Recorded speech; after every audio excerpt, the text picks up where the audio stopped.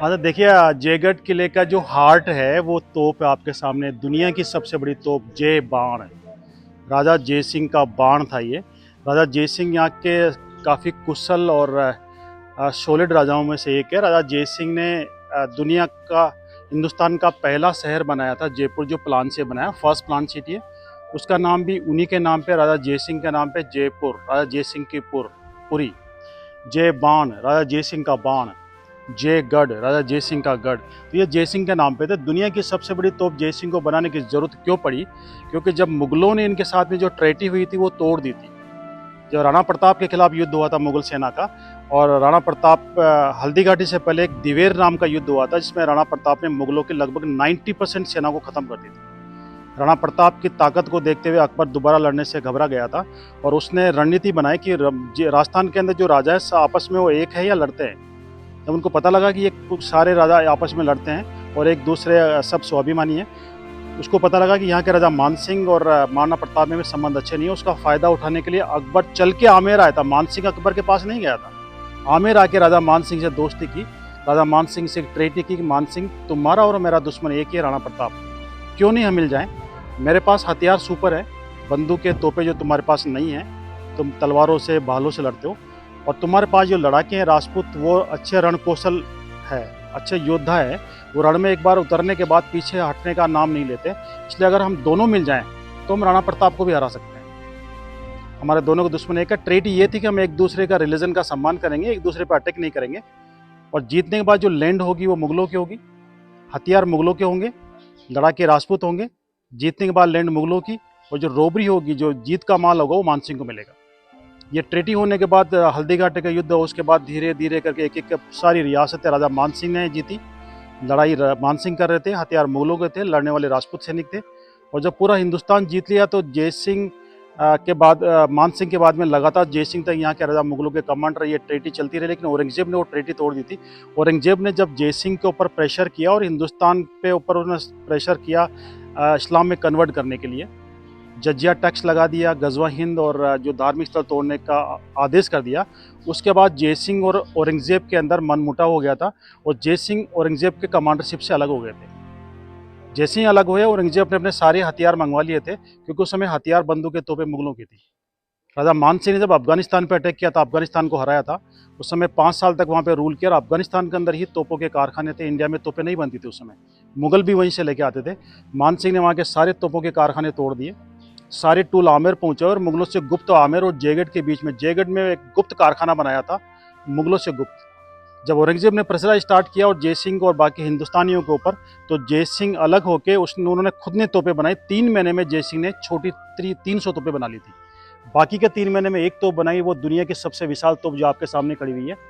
50 ton वजन है, 35 foot इसकी लंबाई है, पहिए, आगे वाले पहियों की हाइट है इसकी 9 फीट, और 35 किलोमीटर रेंज है। इस तोप को एक एक पार्ट हाथियों से लाके यहाँ पे असेंबल किया था। फोर्ट का टॉप पॉइंट है ये। यहाँ पे असेंबल करने के बाद दोनों पहियों के बीच में इसमें बैरिंग भी है, ये वाला, ताकि इसको यहीं पे रोटेट कर सके। इसमें इसको 4 हाथियों से रोटेट करते थे, इसलिए 4 हुक, एक ये है, एक उस तरह का आगे है, 2 हुक आगे बना रखे हैं, ताकि 4 हाथियों से इसको यहीं पे रोटेट कर सके। साइड में वॉल और टीन शेड पहले नहीं थी, बिल्कुल ओपन और प्लेन जगह थी, ताकि आने वाली दुश्मन की सेना को दूर से ही वॉच करके उसको निशाना बना सके। असेंबल करने के बाद जब इसको ट्रायल के लिए फायर किया, पहली बार जय सिंह ने बुलेट का निर्माण किया था। मुगलों के तोपे में गोले या छर्रे चलते थे। जय सिंह ने सबसे पहले, वर्ल्ड में सबसे पहले अगर कहीं बुलेट बना तो वो जयगढ़ फोर्ट के अंदर बना था। 10 पाइप तैयार किए, 8 धातु के, हर पाइप में 100 किलो बारूद, 100 किलो छर्रे लोड किए, 100 किलो बारूद इसमें लोड किया आगे बैरल में। उसके बाद बुलेट लगाया, ट्रायल के लिए फायर किया था। 35 किलोमीटर जाके इसका बुलेट लैंड हुआ था। Aerial distance 35 kilometre, by road वो जगह से 65 किलोमीटर फार है। चाकसू NS नंबर 12 पे चाकसू है, वहाँ जाके इसका बुलेट लैंड हुआ था। लैंड होने से ब्लास्ट हुआ, इतना बड़ा गड्ढा वहाँ पे बन गया था जैसे कोई न्यूक्लियर फटा हो। आज भी वहाँ पे पोंड है, आज भी तालाब है वहाँ पे। उसके बाद जय सिंह की ताकत से भयभीत होकर औरंगजेब बैकफुट पे आया था। जय सिंह ने लाख कोशिश की जय सिंह को समझाने की, औरंगजेब ने, कि जय सिंह को समझाया हम ट्रेटी आगे तक बढ़ाएं, लेकिन जय सिंह ने साफ मना कर दिया कि इसी शर्त पे हम लोग मिले थे कि एक दूसरे का रिलीजन का सम्मान करेंगे, एक दूसरे का सम्मान करेंगे, उस पर अटैक नहीं करेंगे। लेकिन औरंगजेब ने दोनों पे एक साथ अटैक किया था, देश और धर्म दोनों पे। तो जय सिंह उससे अलग हुए। औरंगजेब को उन्होंने लेटर लिखा था कि अगर 3 दिन में तेने जजिया टैक्स वापस नहीं किया, गजवा हिंद वापस नहीं किया, अगर धार्मिक स्थल तोड़ने का अभियान नहीं रोका, तो चौथा दिन मेरा दिल्ली आगरा ही नहीं लाहौर भी दूर नहीं, वहीं जा कुचल दूंगा। जय सिंह के लेटर पहुंचने के बाद औरंगजेब इतना भयभीत था कि मात्र 24 आवर्स में उसने डिसीजन लिया, जजिया टैक्स वापस लिया, गजवा हिंद और धार्मिक स्थल तोड़ने का अभियान रोका।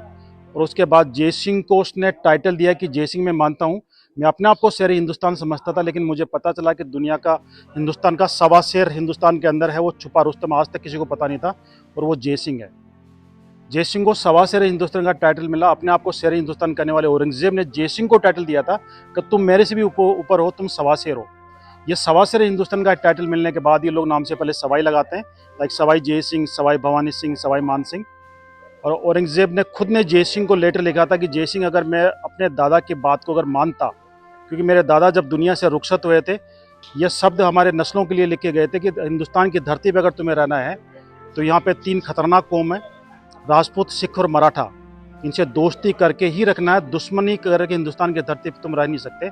और मुझे अपने दादा बाबर के शब्द याद आ रहा है, अगर हमने ऐसा किया होता तो आज हम वापस दुनिया हिंदुस्तान के बादशाह रहते और पता नहीं कितने नस्लों तक हम बादशाह यहाँ पे रहते। उसके बाद जय सिंह के पावर से औरंगजेब भयभीत हुआ, सब कुछ वापस करवाया, और उसके बाद हिंदुस्तान बचा है, उसके बाद सनातन बचा है। आज भी इस तोप की पूजा करने खुद जयपुर राजवंश के जो राजा होता है वो खुद आते हैं यहाँ पे, इसके दंडवत प्रणाम करते हैं, इसकी पूजा करते हैं। उसके बाद पानी के टैंक पे जाके नए पानी की पूजा करके वहाँ पे पानी का ट्रीटमेंट करते हैं, चूना फिटकरी डाल के। ये सिर्फ तोप नहीं है, यह शक्ति है जिसने हिंदुस्तान और सनातन को बचाया था। आज भी इस तोप की पूजा होती है और आज भी वर्किंग कंडीशन में है। उसके बाद किसी भी दुश्मन ने जयपुर और आमेर पर अटैक करने की हिम्मत ही नहीं की। अजय रहा ये किला, अजय।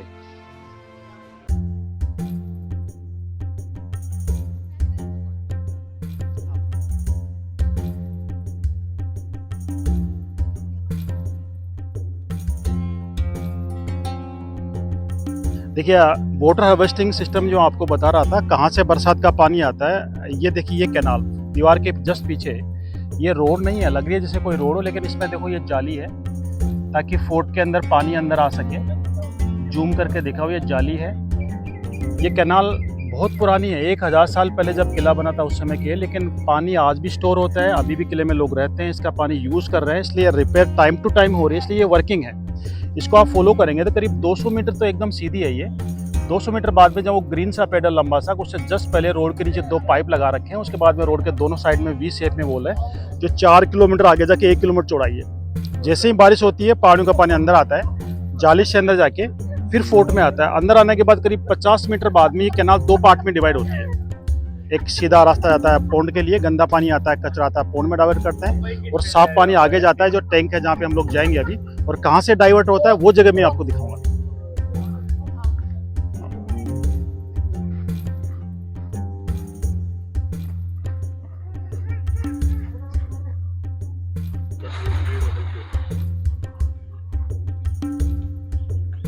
हाँ देखिए, ये कैनाल है, इधर से पानी आता है, इसका ढलान उधर है, लेकिन ये ढलान जो है सिर्फ उस दीवार तक है।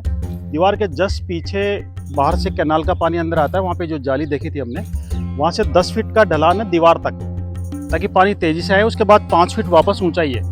5 फीट पानी स्टोर होने के बाद ये जो निशान है ना, यहाँ पे देखिए वाइट के नीचे ब्लैक ब्लैक निशान है, यहाँ तक पानी स्टोर रहता है। उसके बाद आगे बढ़ता है, ताकि पानी के साथ में जो बह के आते हैं कुछ भारी चीज, कंकड़ पत्थर वगैरह हेवी जो डर्टी है, वो यहाँ पे शेल डाउन हो जाती है, मिट्टी वगैरह, और पानी और पत्ते फ्लाई डर्टी आगे बढ़ती है। आगे जाके कैनाल यहाँ से 2 रास्तों में डिवाइड, देखिए यहाँ से 2 रास्ते डिवाइड होते हैं। एक रोड के नीचे कैनाल सीधी जा रही है, और एक ये जो लोहे का गेट है, देखिए ये लोहे का गेट है, एक इसके पीछे के रास्ता है। इस गेट को पहले लेफ्ट को बंद करते हैं तो पानी राइट को डाइवर्ट हो जाता है पोंड के लिए। अभी पोंड देखा था आपने ओपन, उसमें डाइवर्ट हो जाता है। और जब ये पोंड भर जाता है तो इस गेट को उधर लेफ्ट से खोल के राइट को बंद करते हैं, फिर पानी सीधा जाता है। और यहाँ से लगभग 400 मीटर आगे जाके पानी के 3 टैंक हैं। पहला टैंक ओपन है, ऊपर से 2 कवर्ड है, तो एक एक करके 3 टैंक भर जाते हैं। मिट्टी के सकोरे के पाइप लाइन है, उससे ओवरफ्लो के आगे बढ़ता है, मिट्टी जमती रहती है, लास्ट टैंक का पानी क्लीन हो जाता है। और लास्ट टैंक भरने के बाद ट्रीटमेंट करते हैं, उसमें चूना और फिटकी डाल के करते थे और करते हैं अभी भी। तो वो तीनों टैंक भी हम देखेंगे। फोर्ट की दीवार पे चढ़ने के लिए, किले की दीवार काफ़ी चौड़ी है, करीब 8 फीट चौड़ी है, तो वहाँ पे सैनिक भी चल सकते थे और घोड़े पे बैठ के घुड़सवार भी पेट्रोलिंग कर सकते थे। ये घोड़ों के लिए रास्ते बना रखे, देखिए रैंप है घोड़ों के लिए। ऊपर तक जाके हॉर्स राइडर इजीली पूरे फोर्ट के ऊपर पेट्रोलिंग करते थे। और फोर्ट एक्चुअली फोर्ट है ये, इसलिए यहाँ पे स्टोरेज गोडाउन है, बारूद के गोदाम भी है यहाँ पे। बारूद के गोदाम में आपको दिखाने जा रहा हूँ, ये जस्ट पास में ये 2 गेट दिख रहे हैं। ये स्टोरेज गोडाउन है जहाँ पे बारूद और गोले का स्टोर रखते थे। अभी ये खाली पड़े हैं, ज़मीन की लेवल से करीब 5-6 फीट गहरे हैं। ये खाली है, अंदर से काफ़ी ब्लैक नज़र आ रहा है। ये पहला एक गोदाम है, इस तरह का दूसरा गोदाम उधर भी है, अभी खाली पड़े हैं। और फोर्ट में पूरी दीवारों के नीचे, दीवारों के पास में काफ़ी गोडाउन है, ताकि लड़ाई के टाइम में दीवार पे सप्लाई करने में ईजी रहे। तो ये स्टोर गोडाउन थे यहाँ पे। बंद कर दो।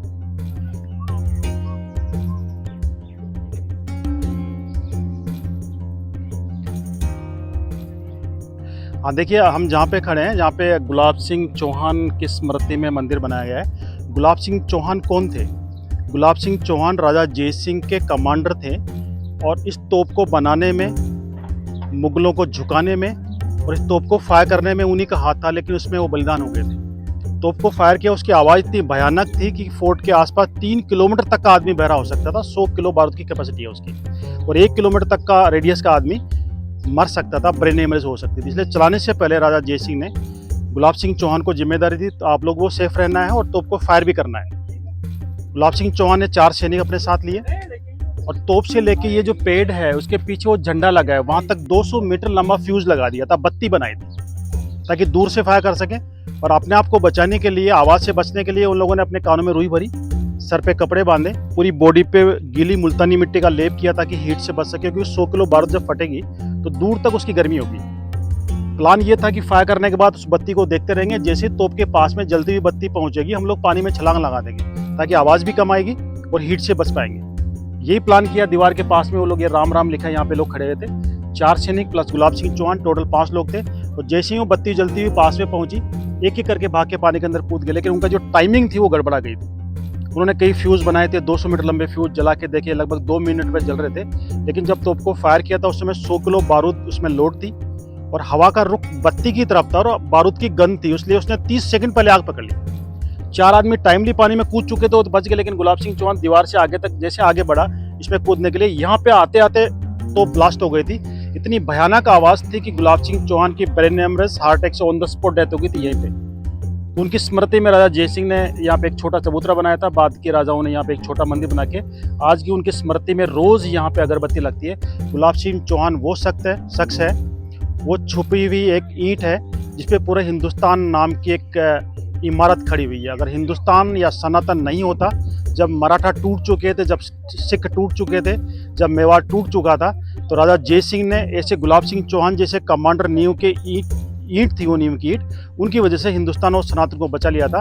वो बलिदान हो गए, लेकिन आज हमें जीने के लिए छोड़ गए वो लोग। तो गुलाब सिंह चौहान साहब को मैं नमन करता हूँ। ये एक छुपे हुए एक इस इमारत की, हिंदुस्तान नाम की एक इमारत की एक ईंट है वो। कि ये कैनाल है, वो अंडरग्राउंड कैनाल जो मैंने दिखाई थी वहाँ से आ रही है, इस कोने से ओपन होती है। ये कोना यहाँ से ओपन होती है, लगभग 5 फुट गहरी है। यहाँ से पानी आके, देखिए ये इधर देखेंगे आप लोग, यहाँ से पानी जाता है अंदर, इसमें ये देखो जाली लगा रखी है, यहाँ से पानी अंदर जाता है। अंदर आने के बाद देखिए कैनाल में भी तो कचरा हो सकता है, कैनाल में कचरा होगा तो वो भी बीच में थोड़ा स्टॉप करने के लिए, उसको रोकने के लिए यहाँ पे एक हौद बना रखा है। देखो यहाँ पे आएंगे तो ये हौद बना रखा है, इसमें स्टोर होता है पानी। थोड़ा पानी यहाँ पे स्टोर हुआ, गोल गोल घूमा और फिर आगे बढ़ता है उधर। तो कुछ मिट्टी वो कैनाल में होती है, वो यहाँ पे जम जाती है, पानी ऊपर से आगे जाता है। आगे जाने के बाद ये कैनाल, पहला टैंक है जो ओपन है, ऊपर से उसके छत नहीं है, 2 कवर्ड है, तो पहले टैंक के लिए जा रहे हैं जहाँ पे वो ओपन है, और इसमें पाइप लगा रखे हैं नेक्स्ट टैंक के लिए पानी जाने के लिए। देखिए पानी जो आता है वो वैसे कैनाल का सबसे पहला टैंक मैं दिखाने जा रहा हूँ आपको, जो पौंड है, तालाब, उसके भरने के बाद यहाँ पे डाइवर्ट करते हैं, तो यहाँ से आके पहला टैंक है, इसमें स्टोर होता है। ये टैंक है, ये टैंक यहाँ से मैं आपको दिखाऊंगा।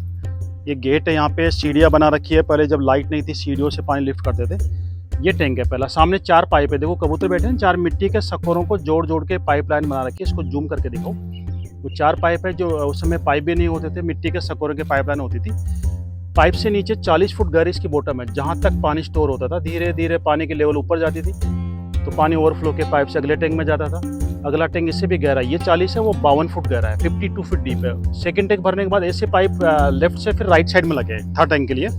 हर साल बरसात से पहले कुछ पानी बचा हुआ जो है, इसका पानी किले के रिपेयर के लिए, एनिमल्स के लिए, बाथिंग क्लोथिंग के लिए पहले 2 टैंकों का पानी काम लेते थे। तो बारिश से पहले कुछ पानी बचता है तो उसको निकाल के हर साल उसकी मिट्टी निकाल के, देखिए मिट्टी निकली है इसमें से, अभी सफाई कर दी है इसकी और इसको पूरा धो के एकदम क्लीन कर दिया। नेक्स्ट पानी आने वाला, बरसात के बाद नेक्स्ट पानी आएगा। तो ये पहला टैंक है, पानी थोड़ा साफ होता था, उसके अगले वाले टैंक में उससे ज़्यादा साफ होता था और लास्ट टैंक की तरह, लास्ट टैंक में आते आते पानी बिल्कुल क्लीन हो जाता था। और लास्ट टैंक काफ़ी लंबा है, देखिए इसकी लंबाई है 158 फीट, 138 फीट ये वाइड है, 40 फीट ये डीप है और इसमें साइड में काफ़ी विंडो बना रखी है। देखिए विंडो है, पीतल की विंडो है ताकि वेंटिलेशन हो सके। बिना वेंटिलेशन के पानी में स्मेल आती है, ऑक्सीजन की कमी हो जाती है और वेंटिलेशन होने से पानी ठंडा भी होता है। इस तरह पानी ठंडा भी रहता था, बैक्टीरिया भी होने की संभावना कम रहती थी और बैक्टीरिया रहित पानी रहे और पानी क्लीन रहे, पानी का ट्रीटमेंट हो। इसलिए यहाँ पे आके मैं दिखाऊंगा आपको, उधर फोकस करेंगे, बीच में सेंटर सी जगह है, ऊपर आ जाइए यहाँ पे। और यहाँ पे आके ऊपर गोल सी जो जगह है, ये प्लेटफार्म है, उसके ऊपर एक पत्थर रखा है, उसके नीचे विंडो है। विंडो खोल के दशहरे के दिन नए पानी की पूजा की जाती है, वहाँ से निकाल के पूजा करने के बाद वो पानी वापस मिक्स करते हैं। और कितना पानी है, पानी को नाप के पानी के अकॉर्डिंग इसमें चूना और फिटकरी एक बोरे में भर के 2 दिन के लिए पानी में डुबोते हैं ताकि पानी में बैक्टीरिया सारे खत्म हो जाएं, पानी से फ्लोराइड अलग हो जाए। और चूना इसमें भरपूर मात्रा में कैल्शियम होता है, वो कैल्शियम पानी में मिक्स रहे ताकि यहाँ के सैनिकों को कैल्शियम मिले, समय से पहले बुढ़े नहीं हो, उनके जॉइंट, उनके कमर, उनके घुटने, उनके नी मजबूत रहे और लंबी लाइफ हो, उनकी आंखें मजबूत रहे। ये पुराना सिस्टम आज भी फॉलो कर रहे हैं, आज भी किले में काफ़ी लोग रहते हैं और वो पानी आज भी यूज़ किया जाता है। लेकिन 200 साल बाद में इस टैंक का पूरा पानी बाहर निकाल के, पूरा इस लास्ट टैंक का पानी बाहर नहीं निकालते थे क्योंकि पानी पीने के लिए कहाँ से आएगा बरसात अगर नहीं होगी, इसलिए। लेकिन आजकल तो कई साधन है, टैंकर भी आ जाते हैं, इसलिए टैंकर का पानी आ रहा है। इसका पूरा पानी लास्ट ईयर बाहर निकाल के पूरी मिट्टी साफ़ करके पूरी रिपेयर करवा दी और रिपेयर करने के अंदर भी चूना ही यूज़ किया है, सीमेंट यूज़ नहीं किया है। उसमें मुल्तानी मिट्टी मिक्स है क्योंकि मुल्तानी मिट्टी बहुत ठंडी रहती है। तो अंदर जाएंगे तो आपको ऐसा महसूस होगा कि एकदम जैसे एसी चल रही हो। और 200 साल बाद इसकी सफाई की, अंदर जाने का मौका मिल रहा है। हो सकता है अगली बरसात होने के बाद में इसमें अंदर जाना बंद कर ले, उससे पहले मैं आपको दिखाता हूँ कि कितना बड़ा है, कितना गहरा टैंक है, कितने पिलर है अंदर, कहाँ से खुदाई हुई थी, कहाँ से खजाना मिला था। इस टैंक के नीचे से खजाना मिला था 1976 में, ये कहते हैं। टैंक ये दिखने में बाहर से काफ़ी छोटा लग रहा है, 52 फुट इसकी लंबाई है, 69 फीट लंबाई और 52 फीट चौड़ाई है। और इसकी छत में 3-3 करके 9 होल है, ये भी बंद कर रखे हैं। पहले ढक्कन होते थे हटने वाले, ढक्कन हटा के रस्सी बाल्टी से पानी निकाल के एनिमल्स को पिलाते थे। फर्स्ट टैंक का बाथिंग क्लोथिंग के लिए और पौंड का पानी किले के रिपेयर के लिए, किले में काफ़ी ट्रीज थे उनके लिए। और ढक्कन पानी निकालने के बाद ढक्कन वापस बंद करते थे, लेकिन अभी टूरिस्ट के लिए ओपन कर दिया है। कई लोग खुला छोड़ देते हैं, स्कूल के बच्चे, स्कूल ग्रुप भी आते हैं, इसलिए परमानेंट को बंद कर रखा है। ये दूसरा नंबर का टैंक है, इसके भरने के बाद पानी लास्ट टैंक में आता है। लास्ट टैंक के अंदर हम जा रहे हैं, वो काफ़ी इंप्रेसिव है।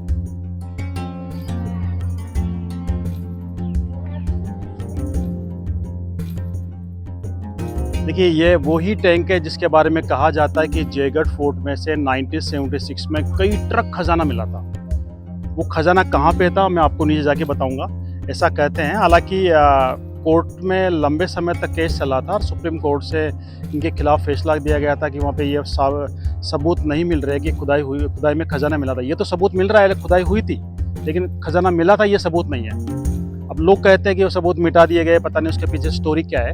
लेकिन ये खजाने वाली जगह यही है जहाँ पे हम लोग जाने वाले हैं। और ये बोर्ड यहाँ पे लगा रखे सुप्रीम कोर्ट के आदेश के बाद में कोर्ट ऑफ कंडेम से बचने के लिए। फिर यहाँ पे बाद में जो बोर्ड लगा है वो देखिए यहाँ पे लिखा हुआ है इसके अंदर सन 1976 में, इसको आप फोकस करो, सन 1976 में इस टांके का पानी निकालकर खजाने की तलाश की गई थी, किंतु किले में कोई संपत्ति नहीं मिली, ये लिखा हुआ है। अब ये कहाँ तक सत्य है कहाँ तक नहीं है, कहते हैं कि बड़ा खजाना मिला था, इसमें लिखा हुआ नहीं है।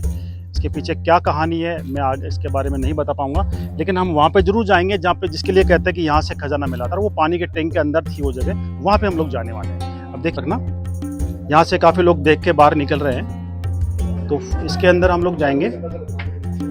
देखिए लोग देख के निकल रहे हैं, यहाँ पे अंदर जाते जाएंगे हम। पानी के टैंक काफ़ी गहरा है, 40 फुट गहरा टैंक है।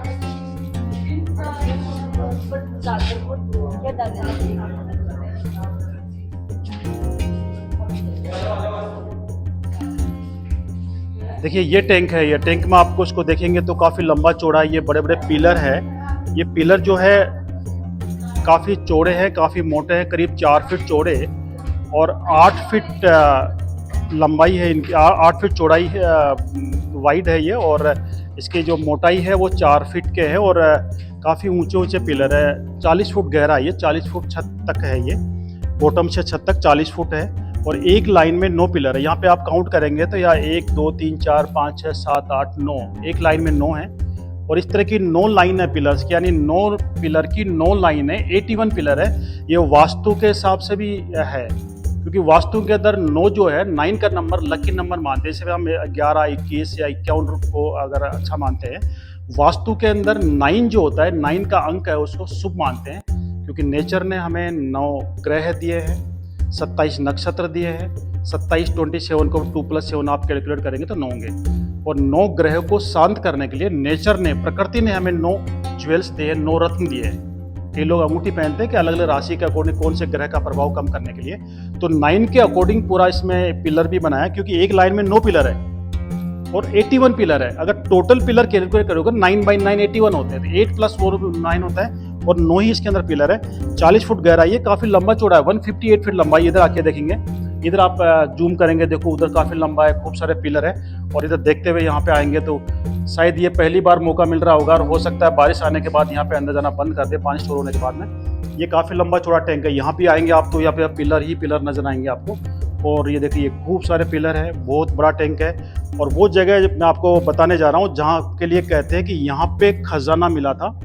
पूरी टैंक की जो बॉटम है एकदम प्लेन है, लेकिन इसके जो सेंटर है वहाँ पे देखिए जहाँ पे पानी भरा हुआ 25 बाई 25 की लंबाई चौड़ाई की एक जगह है। ये काफ़ी गहरा है। कहते हैं कि यहाँ पे ही खजाना मिला था 1976 में टैंक के सेंटर में। अब वो खजाना मिला या नहीं मिला ये कंट्रोवर्सी है, लेकिन इसी जगह के लिए बोलते हैं यहाँ पे खजाना मिला था। और पूरा दिल्ली जयपुर हाईवे 48 आवर्स के लिए बंद कर दिया गया था।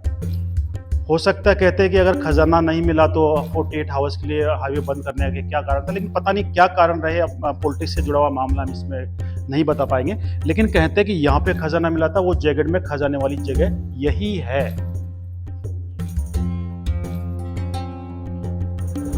सो दोस्तों, ये था हमारा जयगढ़ पैलेस और होप सो आपको वीडियो पसंद आई होगी। तो मिलते हैं हम नेक्स्ट वीडियो में with a new video. Thank you so much.